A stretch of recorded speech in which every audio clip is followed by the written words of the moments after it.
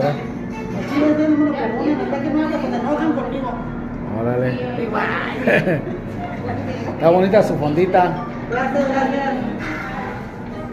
Mire, este se lo recomiendo para otra vez que venga. Ah, sí, sí, está, se ve bueno. El escapelado, mire, lo hacemos bien limpiositos. Y todavía le pongo camaroncitos. No Órale. lleva, pero toma le pongo yo.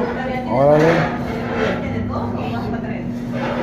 Lleva sus filetes abajo. Y arriba yo le pongo camaroncitos ahí.